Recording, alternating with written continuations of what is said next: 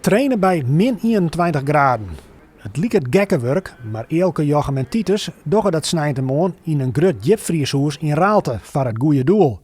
Jild inzamelen voor onderzoek naar Alzheimer. Begin juni reizigen de treien maten uit Dokkum voor 10 dagen af naar de berg Kilimanjaro in Tanzania. Zowat 6000 meter hoog. En daar is het boppen koud. Heel koud. Het is zo dat in de Kilimanjaro, vooral het laatste stuk, dan zakt de temperatuur naar min 22 graden. Ja, en waar ter wereld, waar in Nederland, moet ik zeggen, kan je dan oefenen. Nou, deze gelegenheid werd ons aangeboden.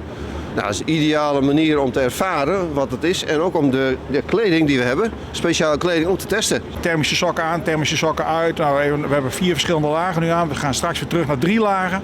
Nou, zo gaan we alle zaken en materialen testen. Alles wat ze doggen had te krijgen met de stichting Ik Ben Wil. De mem van Titus Vocht verstoor orenlierlien onder gevolgen van de ziekte Alzheimer. Naast oreninitiatieven is Expeditie Kilimanjaro een van de doelen om zo volle mogelijk geld op te halen voor deze stichting. Het beklimmen van de Kilimanjaro is net zomaar wat. En daar moet dan ook hard voor getraind worden. Vandaag pakken we circuittraining van 6 oefeningen. Pakken full body. En daarnaast pakken we afgewisseld een conditietraining. Waarbij we ervoor zorgen dat we de hartslag niet te hoog laten opvoeren.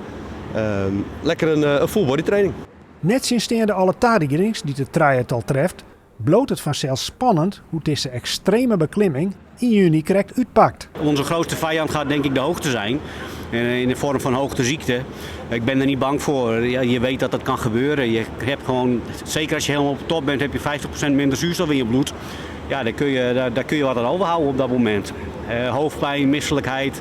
Ja, kijk hoe het lichaam daarop gaat reageren. Bang ben ik er niet voor. En als het gebeurt, dan gebeurt het.